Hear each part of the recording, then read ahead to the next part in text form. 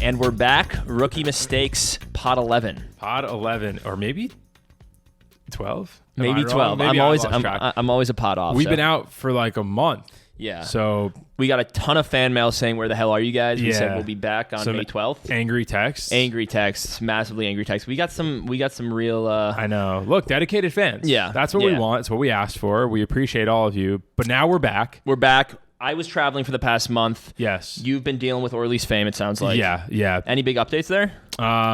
Some exciting ones to come. That I can't yet disclose. Okay. We'll put a pin in it. Okay. But yes, everyone stay tuned. I also do know our last podcast got the most views of any podcast, and that's... You had like 200 views on YouTube. And really, Orly was... Orly just totally carried. Yeah, she carried the team there. Yeah, but you've been traveling. Tell people where you've been. So I actually was in first Denver to say hi and congratulations to my friend Daniel Kahn, Shout out who Danny. just got engaged. Then I went to Chicago to close out of my Fifth Third bank account because apparently I can't close out of it remotely. Fifth Third is the name of the bank. Fifth Third is the name of the bank. That's such a Midwest bank. Yeah. Every time I say Fifth Third, people are like, what the hell? Like, what does that even mean? Anyway, I closed out of my bank. That's really the whole reason I went to Chicago. From there, I went to San Francisco. I ran some nice hills over there and also had a workouting, and then LA for Passover. And now I'm back. Wow. Yeah. Traveling, not Chicago to see your family. Chicago strictly to close your bank account. Strictly to close out of my bank. That's unbelievable. But yeah, so we're back now. Everything's back in routine, and I'm really excited to get going on this pod. Same. So we left off last time. Well, we interviewed Orly. AKA Caitlin Clark's doppelganger, or my wife, as most of you know her. Yeah, or Caitlin Clark. And before that, we're talking about baseball. Yes. And that's kind of where we left off, and we are in the heart of baseball season right now. We're also during basketball and hockey playoffs, which we'll get to a little bit later. But we kind of wanted to pick up where we left off with baseball, and I know that you had pulled up a bunch of research about the history of baseball, and it's significant because people refer to baseball as America's pastime. When you're growing up as a kid, everyone plays Little League for some reason. Yes. Most kids hate Little League. I love Little League because I love baseball. But like everyone plays baseball. Everyone's familiar with baseball to some extent, and we call it America's pastime. But what's good with that? So I will say, before I jump into it, Little League is a part of every male American growing up childhood. Yeah. I actually played Little League for 1 year. I only got on base once because I got walked. Oh no. But I was great in the field. I actually played shortstop. I played outfield. Oh. I'm willing to get dirty. I'm diving and doing all this shit. But when it comes to like hand-eye coordination with the bat, I really struggle. Wait, you're playing shortstop and getting 0 hits. Getting 0 hits. Yeah. 0. I mean, this is also like as a 6-year-old. Yeah. So, yeah. You're an enigma. Yeah, I'm really an enigma. Yeah. Baseball, I never could bat, honestly. And it's actually funny. My dad was a pretty big baseball player through high school. He likes to talk about he was going to go to college for it. I don't know if it's actually true, but he said once pitchers started throwing curveballs, he couldn't hit them anymore, and that's when he knew he had to stop. Wow. I'm going to be saying the same thing. God willing, when I have kids, I'm going to be saying the same thing. I could have played in college. Yeah. It's just when that curveball came in, I was like, But anyway, it is America's pastime. It's actually very controversial where baseball started. No one really knows. In the mid-18th century, a game appeared in the south of England, which involved what Wikipedia says striking a pitched ball and then running a circuit of bases. In England. But if you just consider baseball to be someone with a stick hitting a projectile, it goes back to the 13th century. Okay. Medieval Roman literature actually talked about that type of baseball. So the question, when you describe it like that, I'm shocked we don't have something that dates even further back. It's the most elementary of activities to do. You have a stick and you have something to hit. Yeah, exactly. You can do that whatever. And it is one of those things where it like blends into any game that like I feel like a child, it's like the first thing a child would think of when they have something, and another thing is like, let's hit it. Exactly. So anyway, the first question I have for you is, which of the below was not the name of an early form of what is now known as American baseball? Okay. There's 4 answers. Are we going 13th century for this one, or 18th century? We are going at any point. Any point in time. Before it became baseball. Before it became baseball. Okay. There were periods and countries, or just groups of land, I won't even say countries, that actually had this game, and which of these is not what those people called it. Okay. A, stool ball. Okay. B, dog and cat. C, saco de bolas. Or D, trap ball. Dog and cat seems outrageous for a form of baseball. I can't. How would you have come up with that? It's so bizarre, but also trap ball feels like it's a trap. And saco de bolas is just in a different language. I'm assuming that's a correct answer. I'm down to B and D. B seems too bizarre. I'm going to go with D, trap ball. Trap ball was the name of a type of baseball in the 14th century. Is cat and dog and dog cat? and cat was in Scotland in the 1700s. What was dog and cat? I don't know, but saco de bolas translates to ball sack, and I completely made that up. So it's saco de bolas. C is the right answer. Yeah, I didn't know. I thought you were either gonna be like, that's absurd, or have no idea what the hell that translated to, and it was that. It was the latter. Is that Spanish? What it's is Spanish. That? Yeah, I think the sack of the ball God. is what it directly translates to. That's good. So anyway, I got on that yeah, one. you did get God. So continuing on with America's Pastime, the earliest explicit reference to the game of baseball was in 1786. A student at Princeton named John Reyes Smith had this quote: "A fine day playing baseball on the campus, but I am beaten for I miss both catching and striking the ball." First ever. 1787, you said? 1786. This is a war is going on. And Yeah. This guy's like, I'm going to create a game. Yeah. So 1786, 1845 was when the actual rules of baseball came out. Okay. There were this club in New York City called the Knickerbockers, the baseball club. I don't know if you've heard of them. They published a rule book in 1848 and actually included one significant rule originally to the game of baseball, which was the introduction of the force out, but only at first base. Wow. So that's sort of interesting. Okay, it's significant, holds up still today. Holds up still today. Okay. First games of baseball were actually played in Corona, Queens at the Fashion Racecourse in 1858. And then 1870 was the agreement that was to exclude non-white players. That's 1870. Now, only white people are playing. To exclude. To exclude Yeah. non-white Non-white players. okay. Yeah, aka to include white players. Yeah. Double negative. It's complicated. 1870, 1920. So I'm going quick here, but 1920 was this thing called the dead ball era. Uh-huh. I had never heard of it.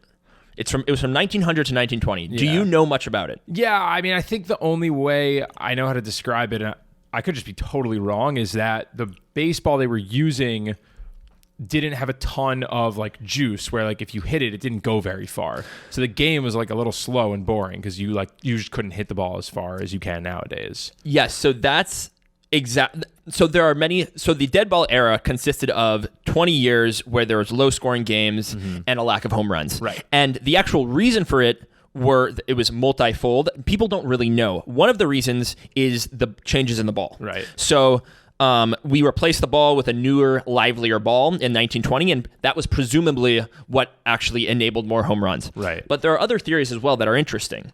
There were certain pitches that were outlawed in 1920 that actually hindered the ability for batters to hit the ball. Okay. So when those were outlawed, they actually led to more hits and thus more scoring. Types of pitches or ways that you can doctor the ball to throw a pitch?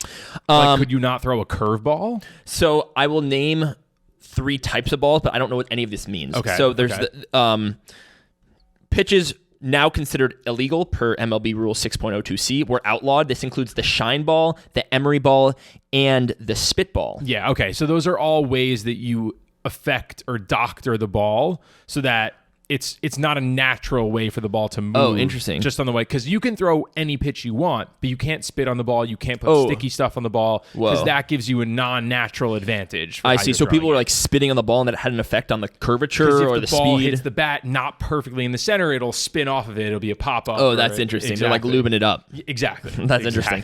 Okay, so other theories. There became more baseballs per game, so they were replaced every time it got dirty, which apparently means they're a little bit more shiny and a little bit more easy to hit. They got a little bit more bounce to them. Okay. Babe Ruth, one theory is that the prolific success of Babe Ruth at hitting home runs led players around the league to forsake their old methods and actually start doing new methods of hitting, which is sort of interesting. And then actually the dimensions of the ballpark changed. And because, there's some estimates saying the ballpark got a little bit shorter, thus more home runs. Interesting. So that whole 20 years was the dead ball era, and then 1920 we sort of transcended that era and started a lot more homers, a lot more runs per game. That's interesting because that's kind of around the time when big names in baseball started to become names that were household names and names that we still know nowadays, like Babe Ruth. That's like his prime, 1920s. That's interesting. That's really interesting. Yeah. They combat that nowadays. The opposite issue that they sometimes have is when they have the juiced ball era, which is where the balls are too bouncy, too lively, and home runs are just like every... When was that era? Very recent. Oh, very really? Recent. Yeah. There were a few years, like maybe 2019. I think the COVID season was the same thing, but like home runs just left and right. And they actually... I don't even think MLB denies this, but when they have big international games, like they have the London series, the Yankees and Red Sox played there 2 years ago, everyone was like, these baseballs are juiced because the final score was like 18-12. That's crazy. Like just not a normal baseball score. Everyone's like, okay, obviously they're using juiced balls, and they were. So, but like, who's using? Is this like the MLB inserting juice balls, or is this like the teams cheating? The MLB inserting them because they want more runs, they want more entertainment. Wow. When you're putting 2 games a season in London, you want the fans there to have an amazing experience. You want the TV viewers to like tune in because there's action going on. Yeah, so that's what they did. It's actually funny because only recently have I thought of sports to be this like third-party vehicle that's like pulling the strings, and the third-party vehicle is like the actual MLB or NBA that's like trying to facilitate as much money and like squeezing as much excitement from the game as possible for the audience. And like the NBA, you see that it's interesting because, and you might talk about this, but the NBA is renewing a lot of its media contracts, and like how they're navigating that, it does illuminate, whoa, like this party also has skin in the game, trying to like squeeze as much money as possible. It's a business. Yeah, at the end of the day, it's a business. So anyway, that's interesting. So continuing on, World War II, and this will only take another 60 seconds because I don't know how much our audience cares. World War II, this was interesting. In 1942, in the sort of heart of World War II, the U.S. president, which I can't tell you who it was at the time. I don't know. Yeah, look that up as I'm continuing. Oh, FDR. I think it was FDR. I was going to guess FDR, but I didn't want to sound like an idiot. Yeah, me too. If FDR was like 40 years later, I wouldn't have been like, we would have had to cut that. Yeah. In 1942, FDR sent what's called the Green Light Letter. And what FDR said is he replied that baseball was important to national morale and asked for more night games so day workers could attend. Oh. So he was actually pretty self-involved in baseball himself as America's pastime. Wow.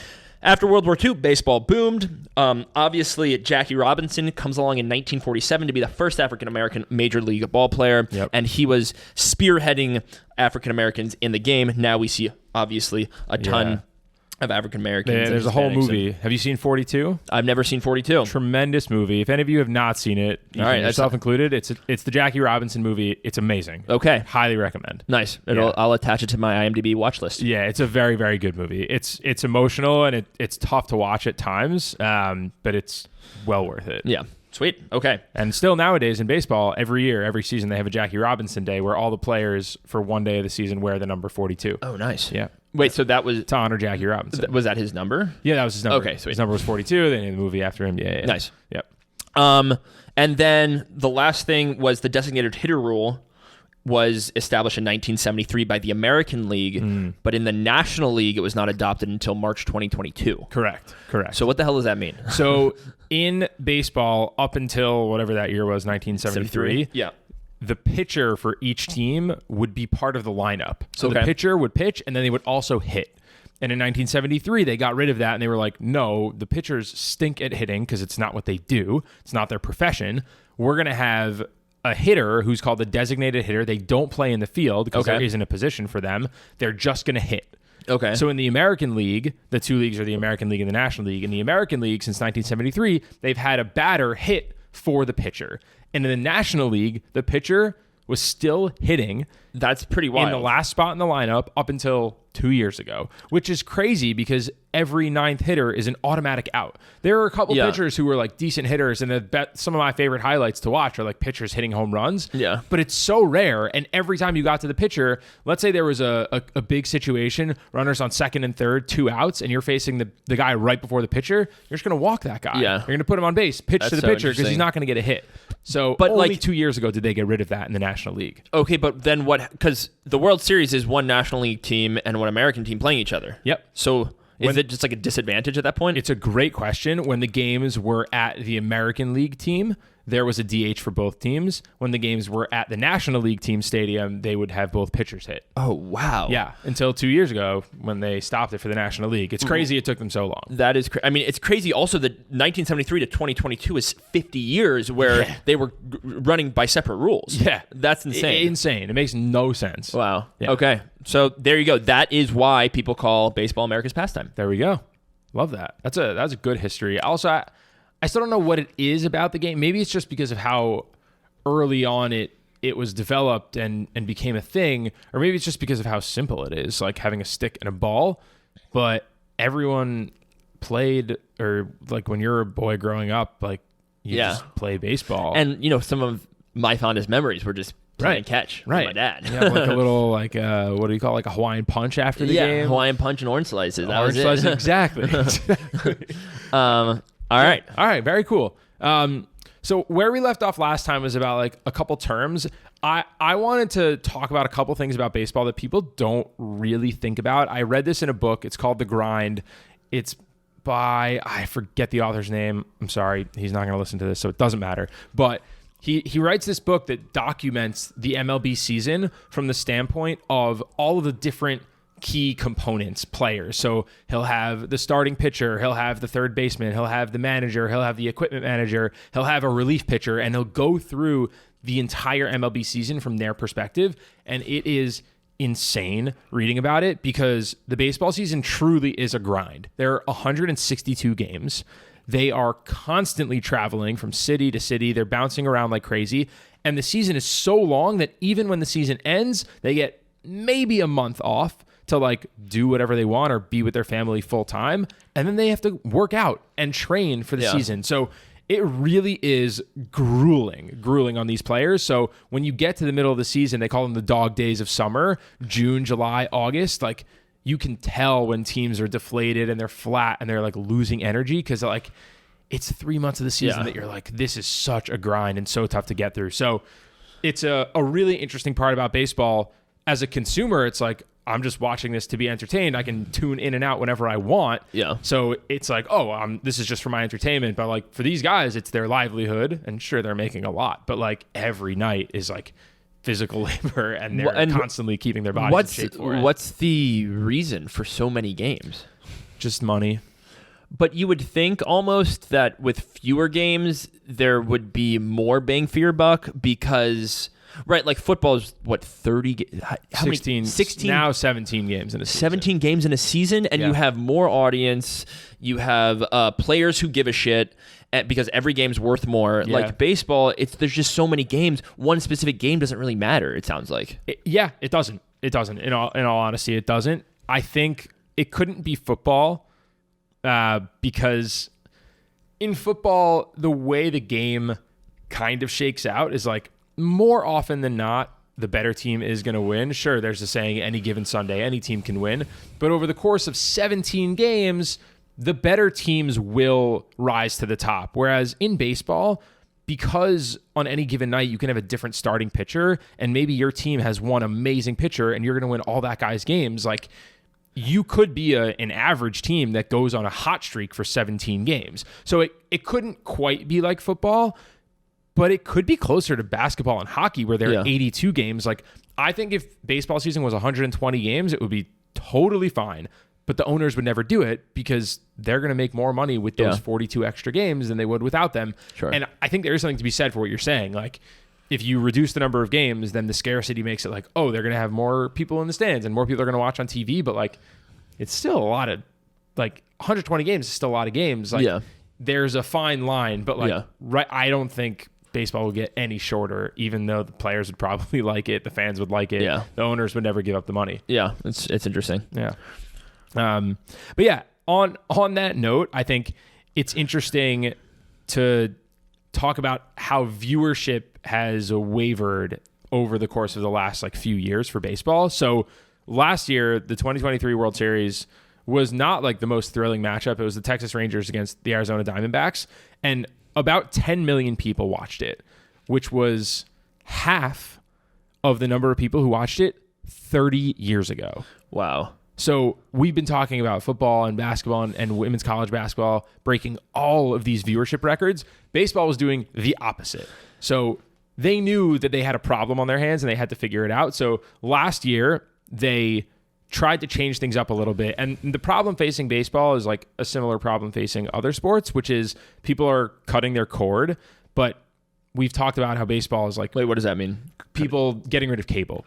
Okay. Yeah, sorry. People are moving to streaming. Okay. And more of the people who stream sports are the younger crowd. And the younger crowd is not as into baseball as the older crowd is. So the older crowd who's keeping their cable still watches baseball, but then the younger crowd, if they don't have cable and there isn't a game they can just tune into, they're not really going to watch. Yeah, it's so that's self-fulfilling in some sense. Exactly. So that's one challenge. And then the other challenge is that baseball is kind of slow. Yeah. If you're not really into the game, 9 innings, you can tune in and out whenever you want. It's a little slow. There's not a ton of action. Yep. So, I'm curious, before I talk a little bit about what the league has done to improve that, from your perspective, are you a fan of baseball vibes? Do you like going to the stadium just to hang? Yeah. Will you ever sit down and watch a full game? What's your relationship let me with just baseball? put it this way. When I was in Denver about a month ago, I went to a Rockies game and I was unwilling to get there before the third inning. I went with Ezra Mendelson, Danny Kahn, and the respective... Ezra didn't force you to go early? Ezra did not force me to go early, although he did go early and me and Danny went later. Yeah, that makes sense. But yeah, I was I know I'm going to get there and be there for 2 hours, and I do not want to be there for 3 hours, and therefore I'm going to get there halfway through the third inning, and it was perfect. It was the perfect amount of time to watch a game. I got there as 1-0. I missed one run, and it ended up being 6-4, and it was fun. All right. And honestly, it was a more enjoyable time than I initially thought, because I thought it was going to be boring, but honestly, because I hadn't seen either of them in a while, It was good schmoozing. It was a good time. We got some good food. Yeah. So we caught Cracker Jacks from someone throwing it from up in the box. It was sweet. So it was fun. I do not tune into baseball watching it unless it's the World Series. And like you said, this World Series, it was a terribly boring matchup. Another, going back to what we said earlier, I remember at the time at which these two teams were playing, a lot of people were the MLB probably hates this because no one really, they don't have an audience, these teams. So another reason why it's sort of a business. And and that's interesting to think about. But yeah, I think maybe I watched it once in a bar, but I didn't tune into it. I just it was playing pool. That makes sense. I imagine most people feel that way, if not even less interested in you. Most people would be nah, I'm not going to a game. I think there's something so beautiful about baseball. And I think aside from the gameplay and the strategy and how hard it is and how impressive a feat it is to hit a baseball, throw a curveball, those kinds of things, the baseball chill is chill is fun. Going to a baseball stadium, having some soda, ice cream, you have a hot dog at the ballpark, and just chilling on a beautiful spring or summer night, that's awesome. I love that. So I think that doesn't really get old for anyone. But that being said, it's a sport that's had its struggles. So what they did last year, they implemented new rules to try to improve the pace of the game, to try to improve the excitement and the action that was happening in the game. The first thing they did was they implemented a pitch clock where the pitcher only had a certain amount of time before he had to throw the pitch. And if he didn't, it was an automatic ball. And they did the same thing for the batter. The batter can't step out of the box too many times or it's an automatic strike on them. So what that did was it cut the average time of a 9-inning game. That's how long a normal game is. It was 3 hours and 4 minutes in 2022. It was 3 hours and 9 minutes the year before that in 2021. Last year in 2023, the average game time was 2 hours and 38 minutes. That's good. Which is pretty quick. Yeah, that's good. All things considered, for a basketball game, you're probably there just the same amount of time. There are breaks and halftime and whatever. So that was a huge, huge improvement. You can get out of the stadium before 10 p.m. If you're bringing kids to a game, you can get home before 11. So that was huge. The other thing they did was they made the bases a little bit bigger, and that was intended to bring them closer together so that it would be easier. Let's say you hit a ball somewhere and you want to try to get a double instead of a single. Yep. You're slightly closer, and then also it incentivizes you to steal a little bit more because you have a slightly better chance of getting there. And the other thing they did, and we won't get too into the weeds of this, but they enforced shift rules. So what used to happen is, let's say you had a lefty batter come up and you knew that guy is what's called a pull hitter. So they're going to pull, when they swing, they're going to pull it to their strong side. So they're hitting from the left and they're swinging to the right. They would hit the ball to the right side. Okay. What a lot of teams would do is they would put 3 infielders on the right side of the field.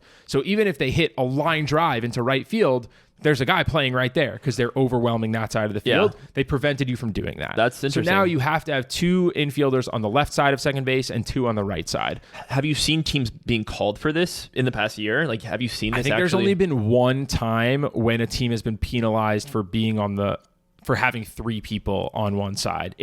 I mean, teams like they know where they need to stand now, but it's definitely improved the number of hits in a game, the amount of action that's going on in the bases, and it's worked. So attendance is up like around 5 to 8% year over year, and viewership is around 7%, is up 7% year over year. So like it is working. The game is quicker. There's more action. It's sad and kind of crazy that it's taken them so long to like really take steps to improve the fan experience and even the player experience. They don't want to be out there forever. But it is working, and they are trying to. Yeah, I mean, it is crazy. I remember when they were just enforcing this, or I read an article about these 3 rules, and there was tremendous pressure on these rules and whether they were going to work out or not, right? It was like they could be really successful, or they could have audience decline even more. Yeah. They could like the coaches might not like it, the players might not like it, the owners might not like it. So it's good that this actually was a success, and it's pretty crazy that like these small and somewhat minute rules ended up cutting 30 minutes in a game on average and having 8% audience viewership. Yeah. So you hope that they like just continue to iterate and make it even better. But yeah, it seems to have had an impact for sure. Good for them. Cool. So there are a lot of nuances to baseball, and there are things that people might hear in passing, or you might hear someone having a conversation about it, and you don't want to feel super out of the loop, which is the point of this show. Yes. So you had a few of those things that you had heard of, but you wanted to ask what they actually meant. Of course. Okay. Yep. All right. So I tried not to look. Okay. And I tried not to study. So if I don't know the answer, then I apologize, but that means that you probably don't need to know the answer either. Yeah. If the expert doesn't know, then the naive don't need to know. So there you go. Correct. Okay. So the first thing, and I'm going to preface, like, baseball is nuts. And, like, I chose just a few things that are pretty crazy that I've heard. I know a little about them, but, like, I don't know the expert opinion or how they work, actually in play. So the first question I have is the infield fly rule. Okay. What is that? Okay. It's a good question.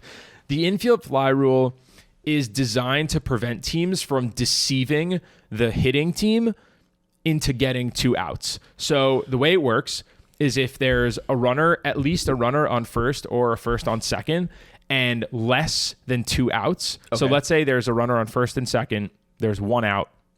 What happens is if the batter hits a pop fly within the infield, roughly, the umpire will point and say, infield fly, batter's out. Now what that means is that the guy who hit it, automatically out.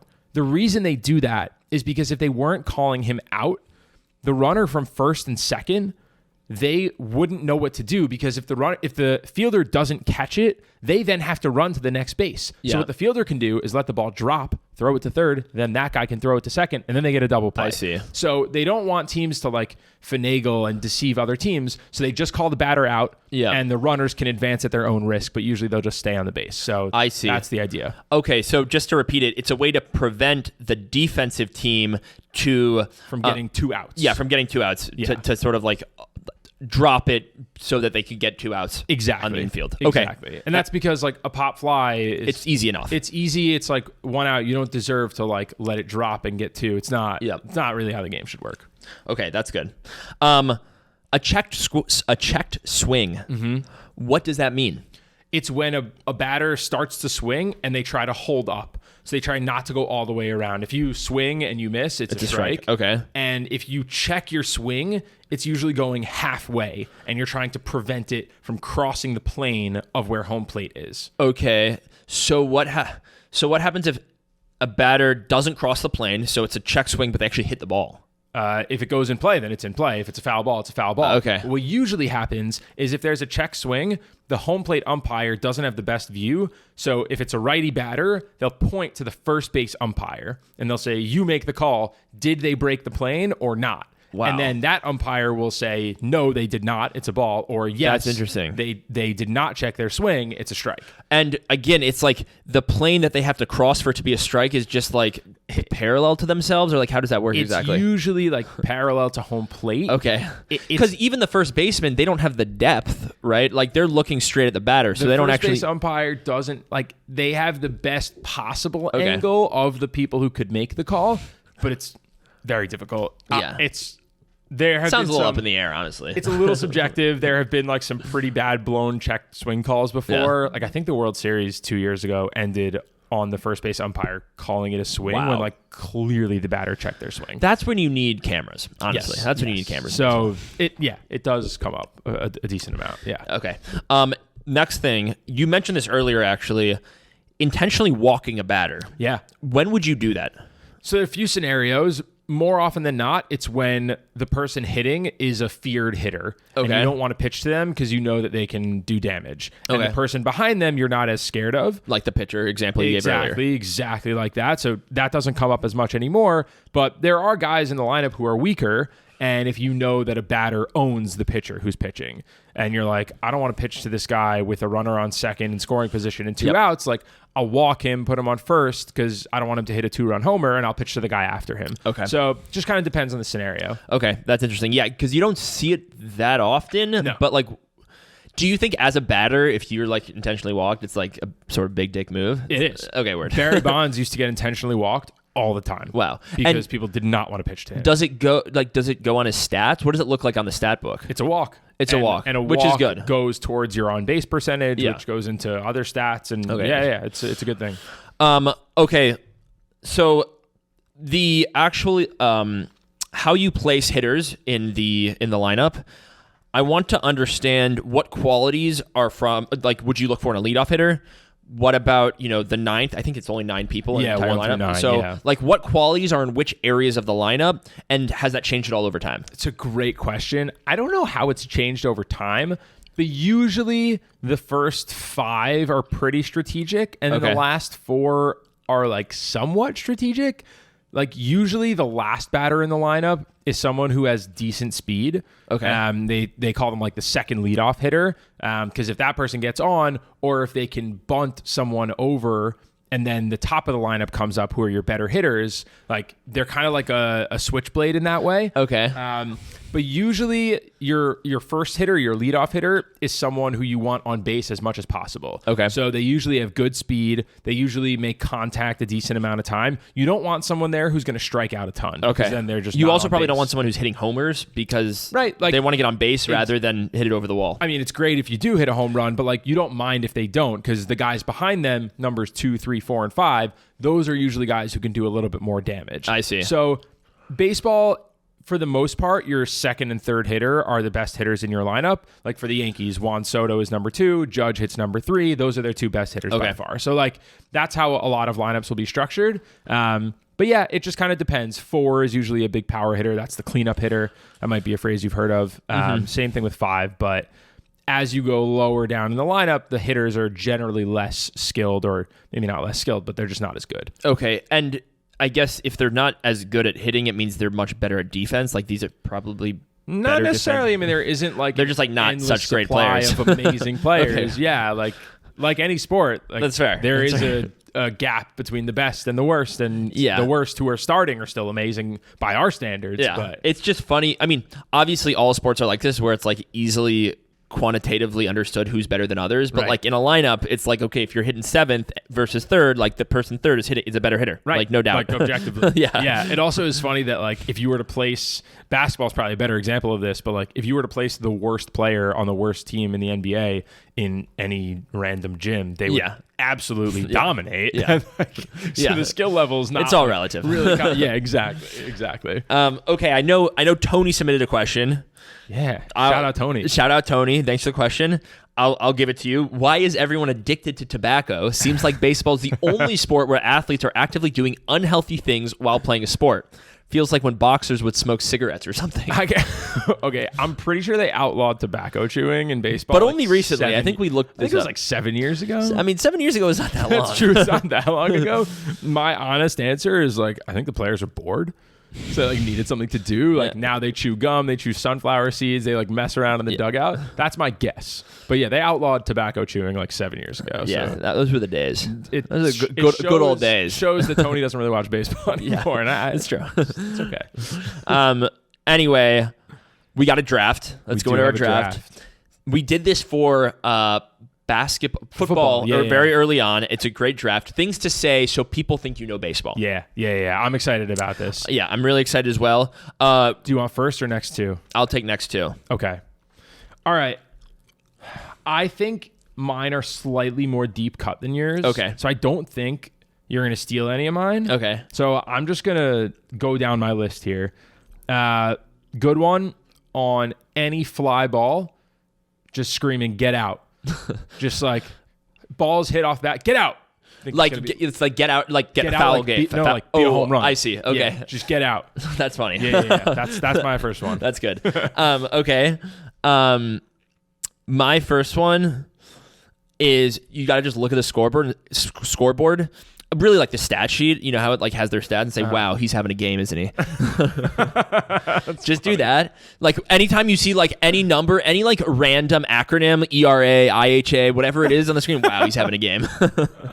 Okay, so that's my first one. Also confirmed, we're not going to have any overlapping picks. Okay, I don't think IHA is a thing in baseball. No, I don't know what that is, but ERA is real. I was thinking of IRA, which is some Roth IRA.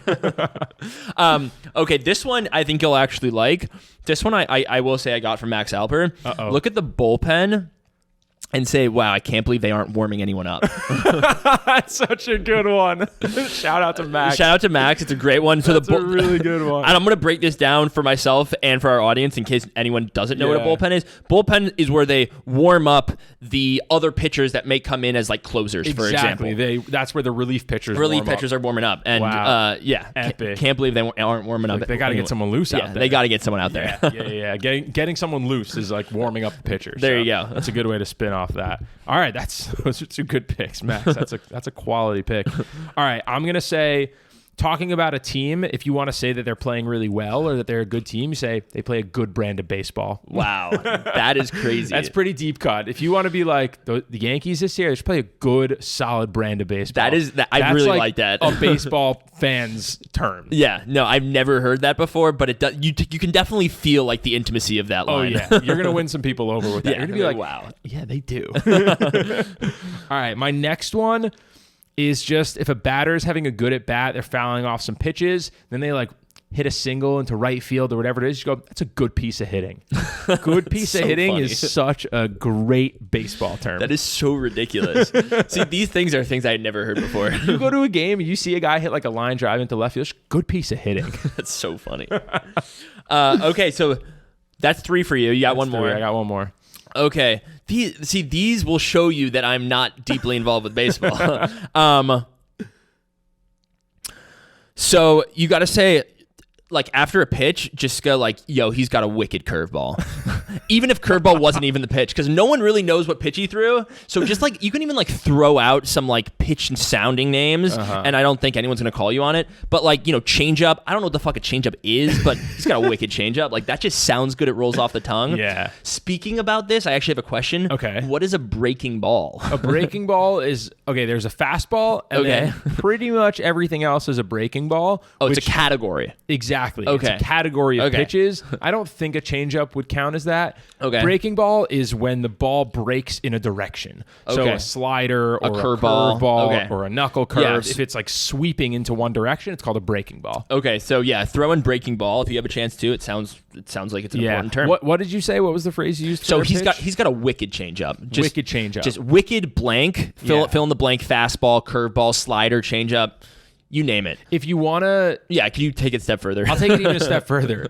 If you want to say that the pitcher is like, he has a wicked pitch, you could either say he's got a nasty whatever. Yeah. That's a good baseball term. Or you say he's got great stuff. People Wow. refer to a pitcher's pitches as just stuff. That's good. You're like, he's got nasty stuff tonight. Wow, that's good. That's good. Or his stuff's really working tonight. Nice. It's just, Okay.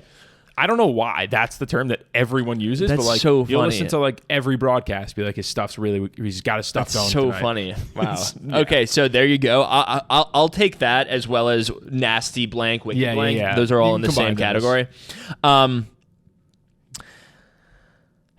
So I got two that are both meh. I Okay. definitely had my good ones coming out hot there.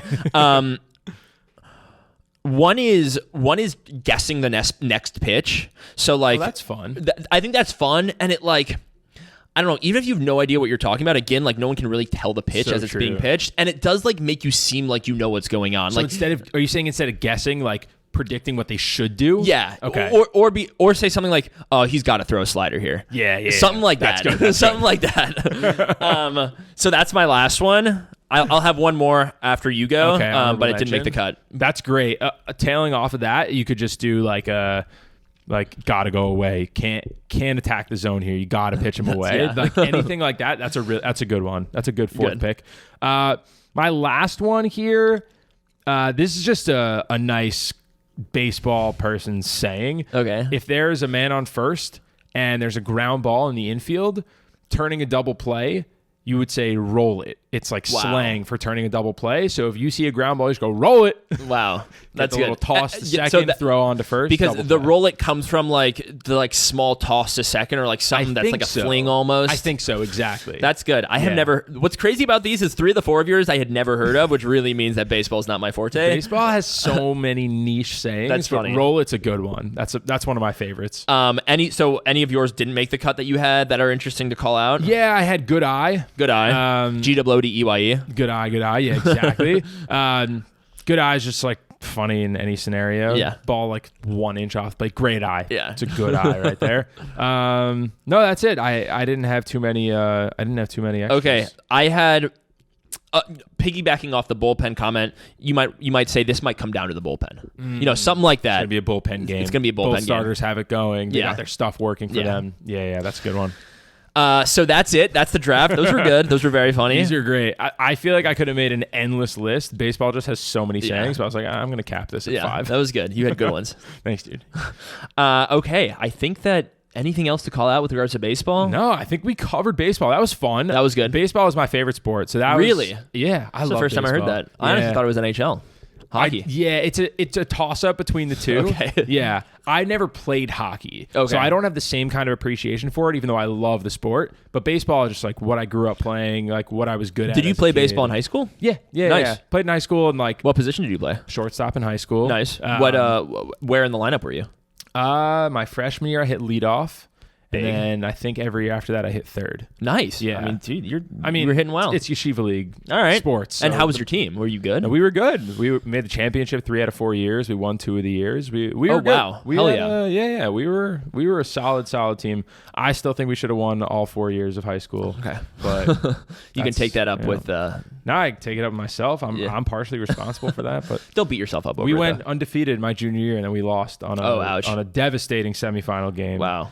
Against the team that we beat 15-0 earlier in the year. So, whatever. I don't. Yeah. But like, who cares? I mean, bring this up with your Who's therapist. keeping track? Who even cares? Next time we do have to talk about all these 3-letter acronyms in baseball because there are many Way of too them. many. Many of them. There's OPS. There's OBP. There's ERA. There's it's endless. It's endless. We could have a whole podcast on that. But I think that covers it for baseball. I enjoyed that. I think we should quickly get into Hold My Beer. I've got 2 quick topics to cover, and then I know we have an expert in the room with us. I wouldn't say I'm an expert, but Kentucky Derby was about 10 days ago. I got to give the people what they want. And you know what's good with the Kentucky Derby. I and do. I know nothing, Okay. so I'm very interested to get a it's bit pretty. of an It's education. pretty interesting. All Anyway, right. we'll start with your sort of not so Quickly, interesting topics. Yeah, I mean, very quickly, we are in the heart of the NBA and NHL playoffs. We've got some very, very fun series going on. All of the NBA series. Well, I guess now today there's the Knicks lost, so that series is 2-2, They lost and then terribly. they right? lost by like 40. Yeah. They're dealing with some injuries, not good. But series is 2-2 going back to New York. All of those series are 2-1 or now 2-2, and there's a game going on right now. We're And recording this quickly Sunday night. break it down. Like series is up to how many games? Series is best of 7, so Okay. the first team to win 4 games wins. Okay. So all the series are like pretty close. Wow. Okay. So it's fun. Like nice. the playoffs been very fun. Same thing with hockey. The Rangers look really good right now. 7-game series in hockey. 7-game series as well. There's the 3 rounds and then the championship. So it's a grind. It's definitely grueling to make it through all of that, especially for hockey. It's such a physical, taxing sport. Yeah. But right now we're in the second round of the NBA and NHL playoffs. And 4 rounds total. 4 rounds total. Yep. Okay. So the next round of each is going to be the conference finals, and then after that, it's going to be the championship. Okay. Any teams that have done really well that are peaking right now almost? Yeah, I would say the Rangers for hockey. They swept their first series, and then they won their first 3 in the second round. And if they had won, they would have been the first team since 1985 to sweep their first 2 playoff series, which would have been impressive. They lost game 4 by 1 goal. The Carolina Hurricanes. Okay. Been a very, very good series. They won game 2 in double overtime, game 3 in overtime. So it's been very evenly matched. And now matched. it's 3-1, the series? Now they're up 3-1 going back to New York. I would say in the NBA, the big surprise has been the Minnesota Timberwolves. They swept the Suns in the first round. The Suns have somewhat of a super team. And they also played against the Denver Nuggets, who are the defending champions, and won both games 1 and 2 in Denver. Wow. To take a 2-0 series lead to start. They're playing game 4 right now. They got shellacked in game 3. Okay. The Nuggets kind of responded, woke up. They're like, all right, we got to figure this out. I don't know what's happening in the game right now. Should we check as we're talking? We can check. Might as well. Nuggets, Timberwolves. But yeah. Nuggets are up 11 right now with 7:44 to go. And this is at Minnesota. At Minnesota. So I would not be surprised if Denver really figured out their situation and won this series. I did think before the playoffs started that the Nuggets would win back-to-back, but then Minnesota just came out on fire, and they look really good. So this is going to be a very, very fun series to watch. Nice. That's pretty much it. Not a whole lot else to note. I mean, the Celtics are a wagon. The Celtics are the favorite to win the championship. So even including Denver. Correct. Even including Denver, the Celtics are the favorite. They're very, very good. And they're currently up 2-1 on Cleveland. So. Okay. Honestly, I didn't even know Cleveland was in the playoffs. I haven't heard them since LeBron James played for them. Yeah, it's for good reason. Well, they're here now. So they are here. Okay, so anyway, Kentucky Derby. Yeah. Some interesting things there. It was on May 4th. It was 8 days ago. Mm-hmm. So brief tangent for those who don't know me so well. I lived in Kentucky for the first 12 years of my life, just before getting bar mitzvahed in Evanston. Nice. So I moved there at the age of 12.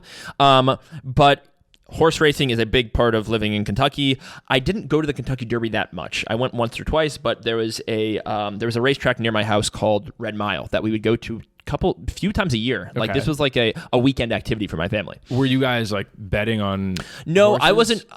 My parents would like throw like nickels and dimes on folks on horses, but nothing crazy. Okay. There was one specific moment I remember my brother called 4 horses back to back to win the races, and they did each time. Wow. And my mom wasn't betting anything, and he was really annoyed at her. Wow. It was a pretty funny day, but honestly, it was a little devastating. That's too. impressive. Yeah, I think he judged them by how big their ears were. If anyone out there is wondering.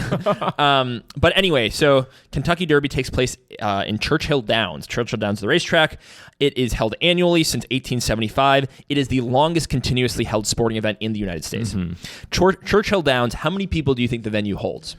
It doesn't look very big, and it's only one side of the track. I'm going to say like 5,000. Churchill Downs holds 165,000 people. 165,000? Yes. Where do they all sit? They all sit in the stands. It goes up. It's like a bowl almost. But does it go all the way around? Yeah. Oh, I've only ever seen the like one section where all the celebrities go. Yeah. 165. As you know, the big house, Michigan football holds about 110, 115. 110. Churchill Downs, after NASCAR venues, it's the largest sporting venue in the United States. Wow.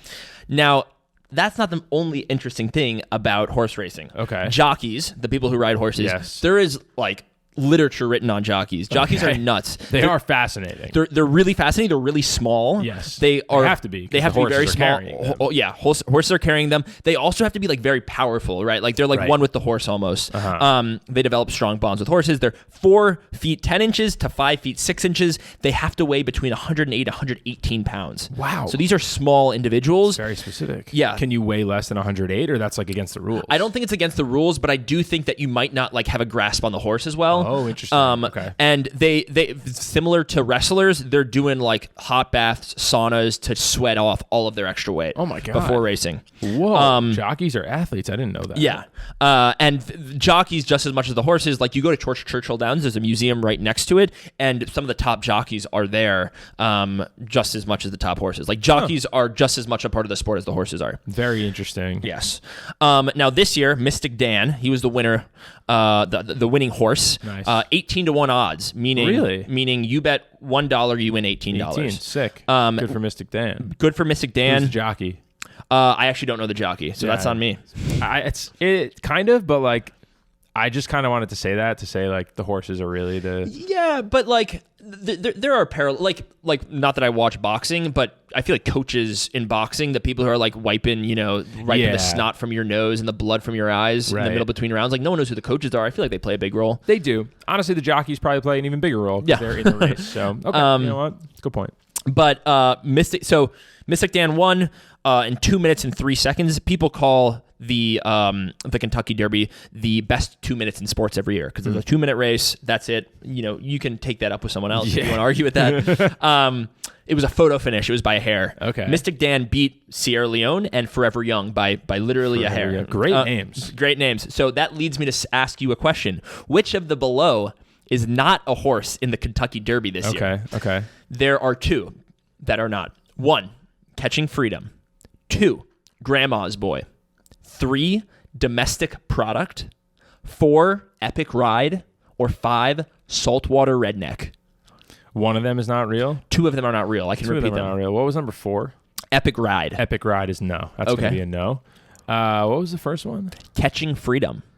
Catching Freedom sounds like it would be a horse's name in the Kentucky Derby. You want me to name what was the second one? Grandma's Boy. Grandma's Boy. I kind of like that. I'm going to go 1 and 4. 1 and 4, you are 0 for 2. No. You missed them both. So I made up Grandma's Boy, which I was actually pretty happy about. You make up the craziest names. Like, why would anyone think of that if not for the fact that it is a horse's name? And the last one I didn't make up. Me and Sarah saw Peanut Butter Falcon, a movie 2 nights ago, and a character was named Saltwater Redneck. So that's where the last one came You could have from. made it, what was it, Peanut Butter what? Peanut Butter Falcon. You could have said Peanut Butter Falcon. I would have been like, that's a horse's name. I was worried because that's the name of the movie, so I thought you'd be like, oh, I've heard of that. No. So anyway, Grandma's Boy is not in the Kentucky Derby, nor was Saltwater Redneck, but there was Catching Freedom, Domestic Product, and Epic Ride. That's great. Those are good names. Continuing on, the triple. So horse racing, there are 3 major, races in the year. Similar, like in tennis, there's 4 majors, right? In horse racing, there's 3. There's the Belmont Stakes, the Preakness Stakes, and the Kentucky Derby. If you win all 3, it means you win the Triple Crown. It's been done very, very few times. But the really interesting thing about horse racing, and then I'll stop. I'll get off my high horse, but I'm nice. Okay.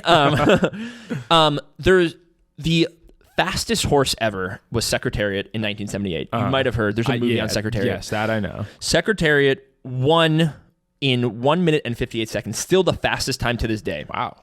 What's interesting, and again, Mystic Dan was 2:03 this year. 5 seconds. Okay. 5 second difference. Slower. But you would think generally people get faster, horses get faster. Right. Like why aren't horses getting any faster when humans are? Like if you think about human racing in the 100-meter dash, so much faster. Yeah, it's been like every year people break new records. Exactly. Yeah. And was Secretary just juiced up? So Secretariat comes from a lineage of really good horses. Okay. So a lot of trainers and owners will, like, if they have a really good horse, they'll breed that horse and actually breed fast horses from it. But even Secretariat's grandson and great-grandson has not competed with the times that Secretariat had. But his great-great-grandson, American Pharoah, did win the Kentucky Derby in 2012. Whoa, wait. American Pharoah was a great-great-grandson of Secretariat? Yes. Get out of here. Yeah.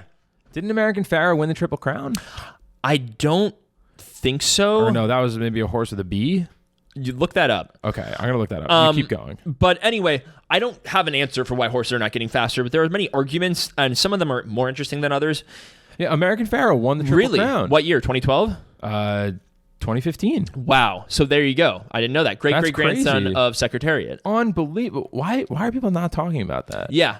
I don't know. Well, we're talking about it here. All right. We're talking. Good call. So why are horses not getting faster? One, the most obvious answer is like horses don't have the motivation that humans do, right? Like horses aren't thinking about like, oh, like I gotta beat records, right? Humans, our training technology is much better. We are like getting new shoes. They're just trying to be horses. Yeah, exactly. We're trying to like run faster than our predecessors. Yeah. Horses don't really have that drive. Okay. They don't have that desire. But the other thing is, and one of the most convincing explanations is actually biological. There was a 2008 study of thoroughbreds, which are horses. And what it said is the selective breeding of thoroughbreds since the 1700s, meaning like, oh, we see a fast horse Secretariat, we're going to take this breed and continue to breed Secretariat and get great-grandsons and great-great-grandsons from this specific like genre of horse. It eliminates all other genres or breeds of horse. So we're now like confining ourselves to a small section of what's possible for horses. And it's actually, even though we thought it was going to make horses faster because we're taking the fastest and breeding them, it's limiting in ways that we didn't foresee earlier. We're not getting any variation. We're not getting any variation, and we have reduced, like you said, genetic variation within horses, and created what's called an evolutionary bottleneck. So that's a pretty interesting. Sounds like a challenge facing the horse racing community. We could start thinking about some things. I was here. unaware. Now, I wasn't either. Now I'm intrigued. So that's it about the Kentucky Derby. It was a great one this year. If you haven't watched the greatest 2 minutes of this year, please do so on your own time. I have so many questions about horse racing, but I feel like we should just do a horse racing episode. We should. You know who's actually an even more impressive horse racing fan than me is Jordan Rich, and his father's been going to the Kentucky Derby. Really? Craig Rich for the past 30 years. We might need to bring Jordan on as our second guest. Yeah. Because I have a lot of horse racing questions. Yeah. I don't really understand. Yeah. Jordan might feel ashamed that we're bringing him on for horse racing and not poker, because I know he wanted to come on for poker, but maybe we could do a dual episode. Yeah, that would be weird. Poker and horse racing, they don't really have much to do with each other, but it would be cool. Hey. Anything can work. Anything can work. Anyway, so that's it. Yeah. Thank you guys for tuning in. We are officially back. We are back. So please send in your questions. Make sure you're following us on Instagram, TikTok, YouTube. You can find us at _pod. Yep. And hopefully we'll be back with another episode very soon. Yeah. Let's do it. Sweet. All right. Thank you guys. Next time.